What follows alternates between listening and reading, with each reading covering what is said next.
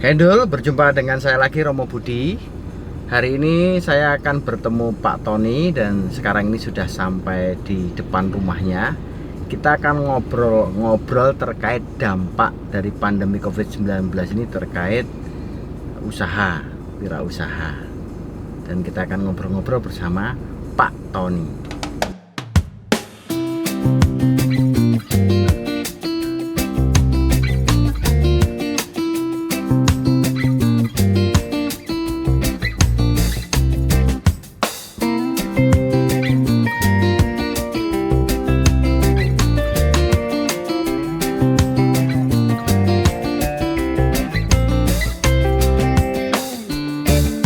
Gimana kabarnya Pak Tony?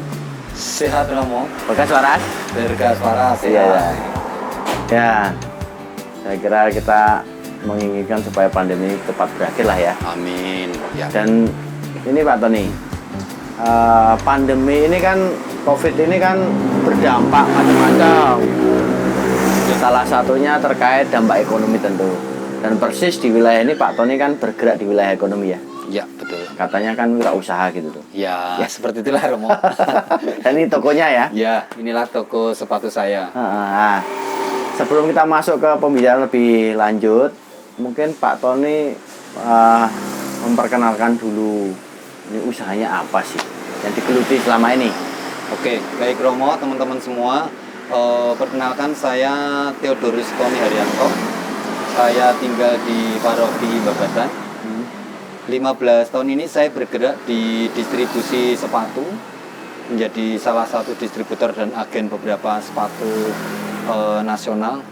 Kemudian saya juga punya outlet retail di sini di toko sepatu sukses.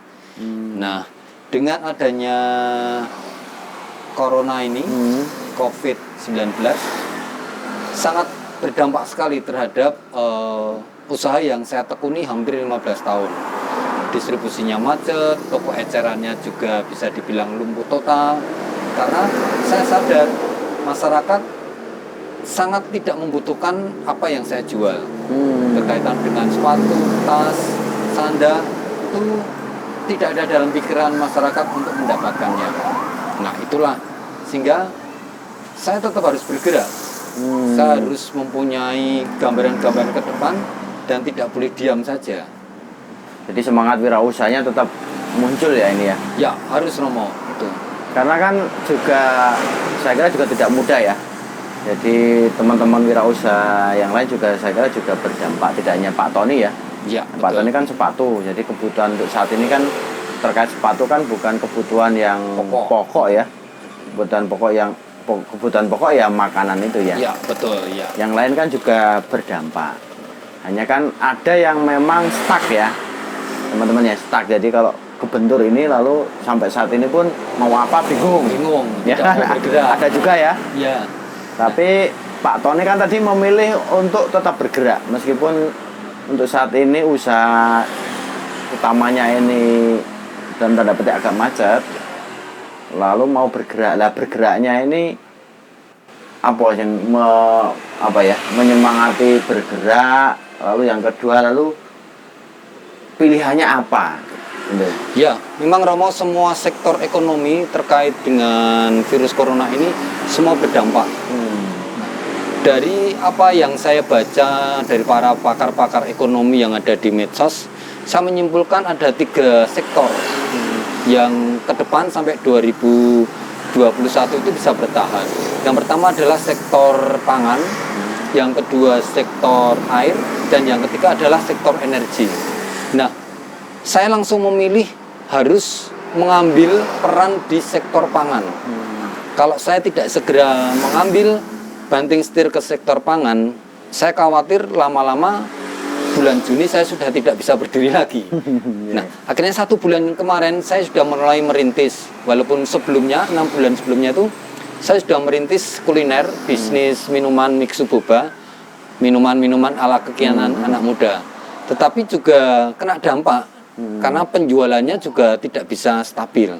Sehingga saya berpikir keras dari masukan-masukan teman-teman pakar ekonomi bahwa sektor pangan bisa diandalkan sampai tahun 2020 akhir. Nah, sehingga dengan jejaring saya yang luas di komunitas para pengusaha muda Katolik, saya mempunyai teman-teman yang menjadi distributor, agen sektor sembako, Romo. Sehingga saya memilih sektor bawang putih. Kemudian saya juga memilih bawang merah. Walaupun awal 1 minggu saya terseok-seok, akhirnya saya menemukan langsung ke petani. Saya mendampingi sebuah petani di lereng Sumbing, sehingga barang-barang dari produksi hasil pertanian di lereng Gunung Sumbing saya bawa ke Jogja, kemudian saya distribusikan ke relasi-relasi.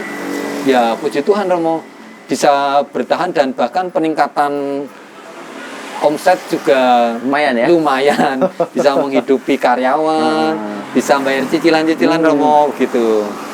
Berarti kan ya menarik ini ya, karena kan banyak prediksi kalau masih berhenti pada posisi usaha awal itu Juli-Juli udah ambruk ya. Betul. Ya kan, kebanyakan kan gitu kan. Pakar-pakar kan juga mengatakan begitu.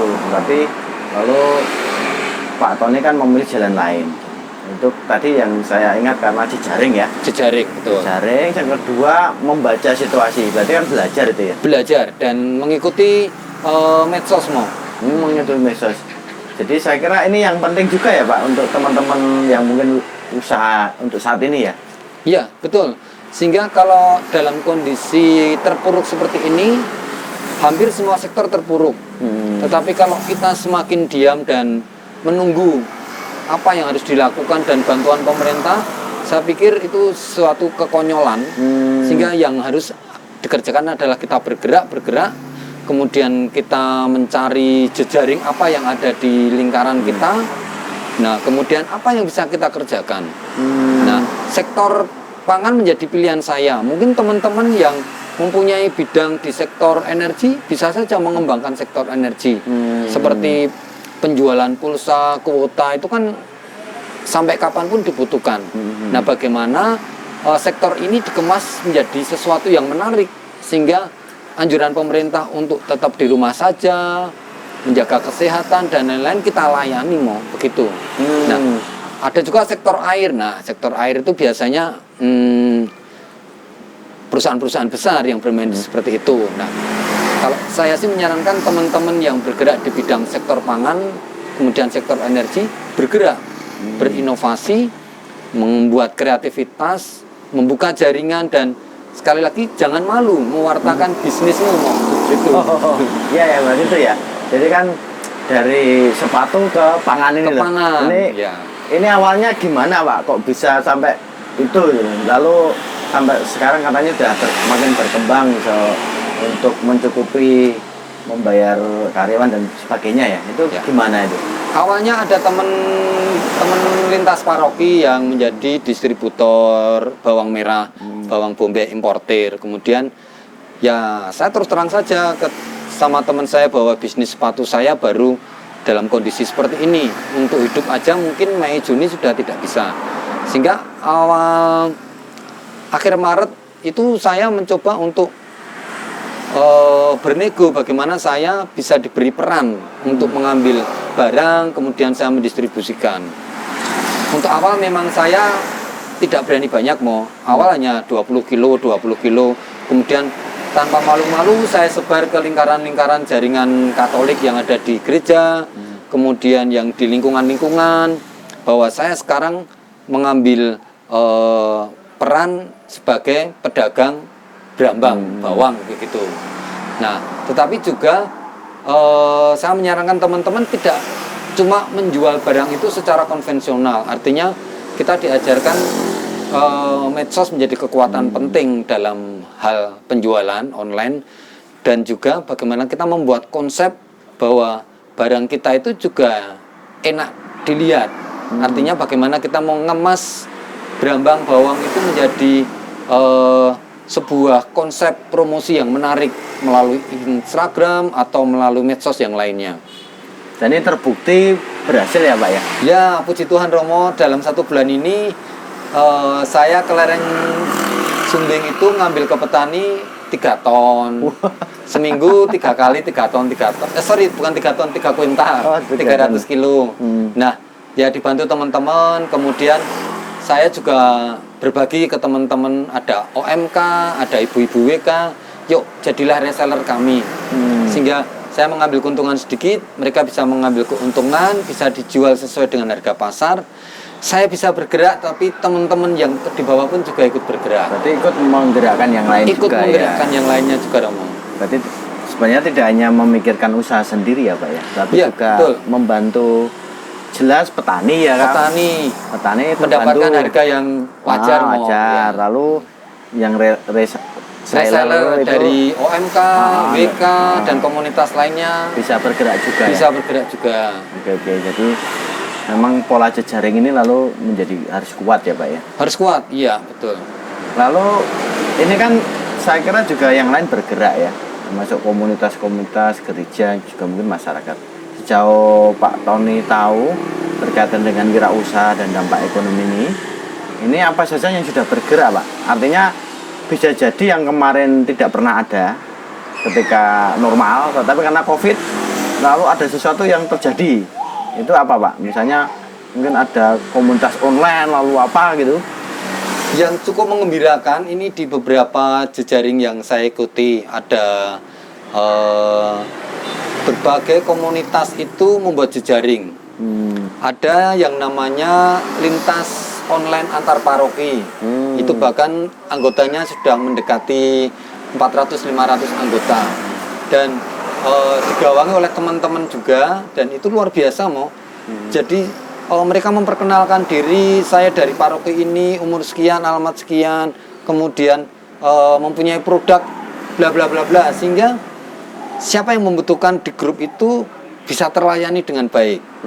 Nah, saya melihat ini sebuah fenomena yang menjadi perhatian khusus nantinya bagi tim gereja, keuskupan khususnya, bagaimana mengangkat jaringan-jaringan ini menjadi sebuah jaringan yang kuat, dibina, diberdayakan, sehingga menjadi kekuatan yang nantinya bisa menguatkan lintas paroki juga, Mo.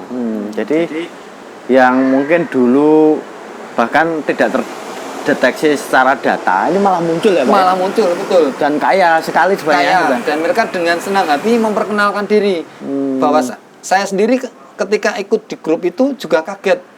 Ternyata di paroki saya, paroki Babatan, muncul banyak sekali pengusaha-pengusaha yang menawarkan di dalam grup itu, sehingga potensinya luar biasa. Sehingga dari yang tidak kenal, akhirnya saya mengenal produknya, kemudian bidangnya, kemudian alur distribusinya bagaimana, sehingga sesuatu yang database yang sama sekali tidak kita bayangkan bisa terdata dengan cepat malahan.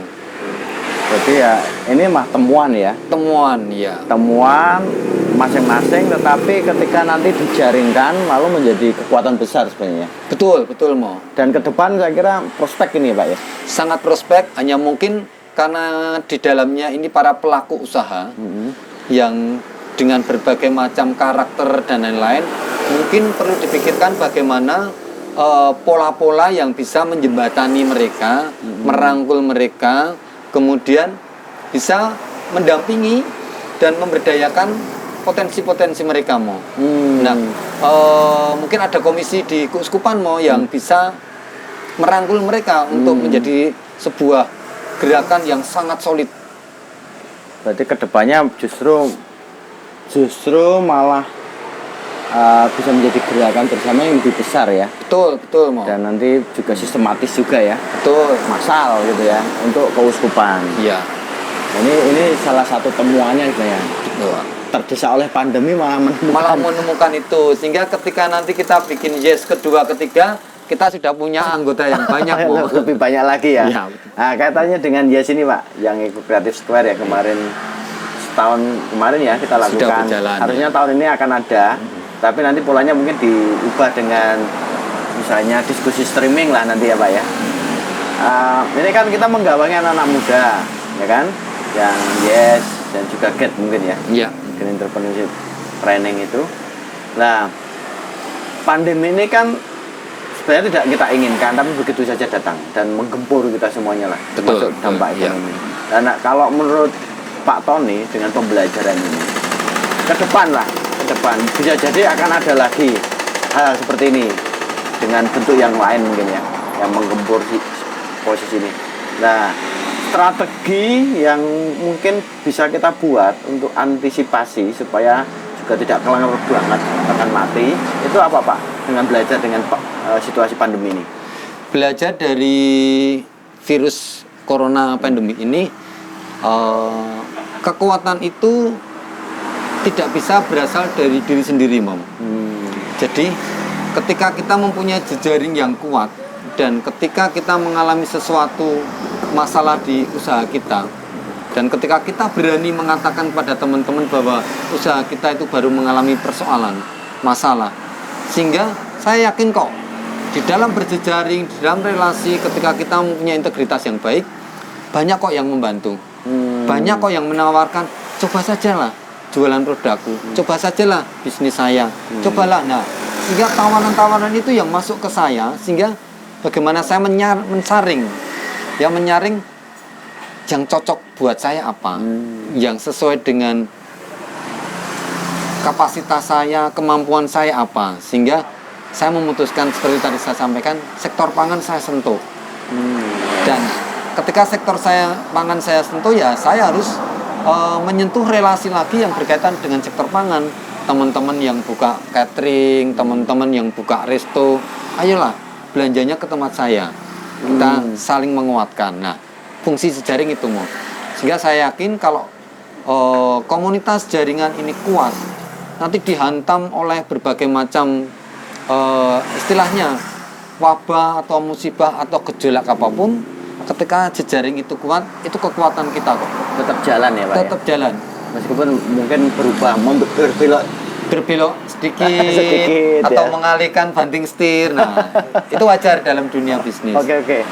Nah, berikutnya untuk anak-anak muda nih Pak, supaya tidak takut juga dengan wirausaha ini. Ya. Wah, kok dengan seperti ini aja udah bingung itu gimana nih supaya menyemangati orang muda juga, supaya kan ini tujuan kita kan supaya teman-teman makin mandiri nih ya. Betul. Jadi mandiri berwirausaha gitu, gimana nih untuk anak-anak muda? Ya, pesan saya untuk kaum muda di mana saja yang tergerak dalam entrepreneur, semangat terus, berkarya terus, jangan takut untuk melakukan perubahan-perubahan, jangan takut untuk bergerak, tetapi kunci utamanya adalah berjejaring.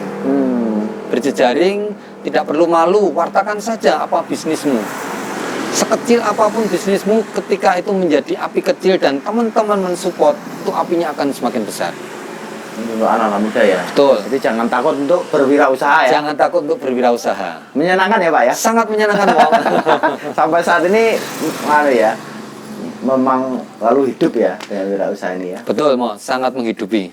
Sangat menghidupi, lalu makin lama makin kreatif, makin yang saya tahu tuh nak mau wirausaha itu mesti cari jalan terus itu Pak. Cari jalan terus. Ya, saya ingat apa yang disampaikan Monsinyur, kalau tidak ke Melawi, orang nyambut gawe. Nah, oh iya, gitu. Betul. Jadi kita harus ke Melawi terus biar punya gawe ya. Nah, ini terakhir Pak, kita kan tetap akan mengadakan Yes lah ya, betul, yang Eco Creative Square ya, bahwa nanti bentuknya tidak expo mungkin ya, karena situasi atau expo, kita akan lakukan mungkin kita mau buat apa ini, mungkin diskusi streaming terkait topik-topik wirausaha atau apa ini Pak? Banyak Mo yang bisa dilakukan. Komunitas-komunitas lain bahkan sudah mulai dengan melakukan diskusi-diskusi streaming, bahwa materi apa yang akan kita angkat dulu, kemudian lebih bagus lagi kalau kebutuhan dari teman-teman kaum muda yang diangkat apa, kemudian kita mencarikan narasumbernya tanpa harus mengundang mereka masuk ke dalam diskusi itu, tetapi diskusi-diskusi yang melibatkan banyak pakar-pakar ekonomi, pelaku-pelaku usaha, kemudian melibatkan kaum-kaum muda yang sudah mempunyai jejaring bisnis yang baik. Nah, itu menjadi kekuatan, sehingga tidak harus melalui expo dalam kondisi seperti ini. Pilih materi-materi yang bisa didiskusikan sesuai kebutuhan teman-teman dan konkret ya. Betul. Jadi ini teman-teman, jadi kita tetap akan menjalankan yang Eco Creative Square ya, dengan nanti pola-pola diskusi yang jelas supaya memberi peran lah di konteks pandemi ini ya. Oke Pak, jadi selain berwirausaha juga katanya melakukan hal karitatif ini. Jadi Ya. masih ada waktu untuk itu juga nih. Betul, Mo. Kadang apa ya, walaupun kita dalam kondisi sangat membutuhkan, kemudian kita juga terjepit sana sini harus melakukan kewajiban-kewajiban pembayaran, tetapi melihat ke bawah itu banyak sekali yang membutuhkan.